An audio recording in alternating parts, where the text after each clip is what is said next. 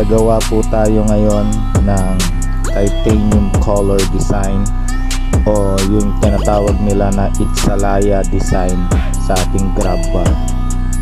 Kaya tara po at simulan na natin ang proseso.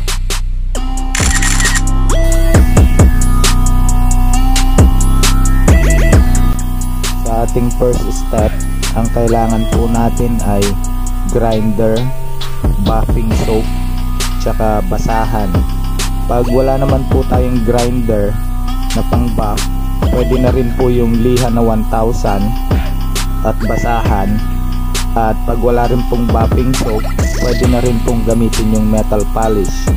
Kaso ang ginamit ko po dito ngayon na panglinis ay grinder, kasi mas madali po ang proseso nito kaysa gagawin po natin siya na mano-mano.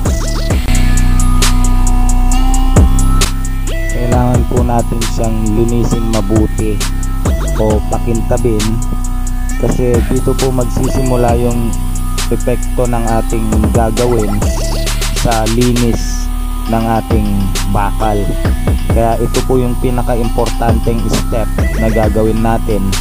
Kaya siguraduhin po na malinis po yung bakal hanggang sa maging makinis siya at makintab. Kagaya po nito. Kung hindi po pa po kayo kontento sa linis niya at kintab, pwede nyo pa rin po siyang ibapin hanggang sa gusto nyo po, hanggang sa masatisfy po kayo dun sa kintab ng bakal.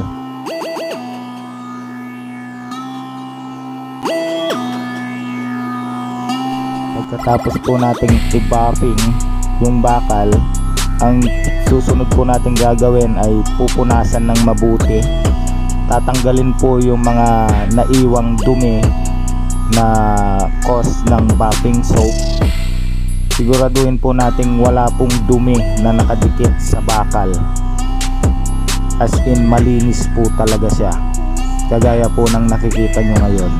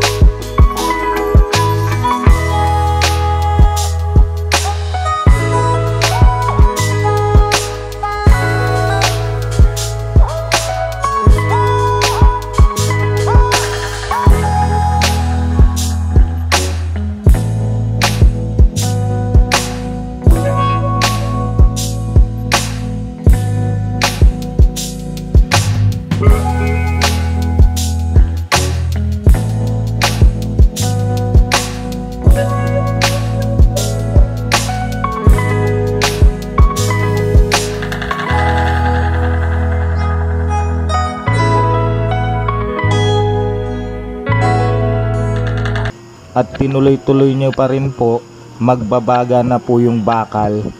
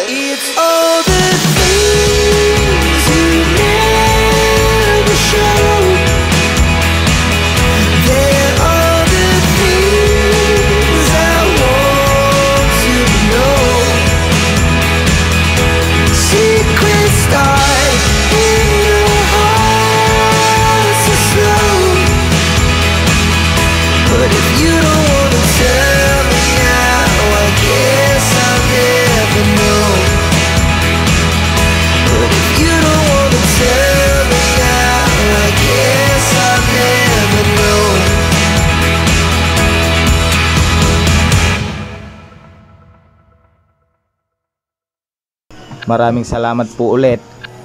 Peace.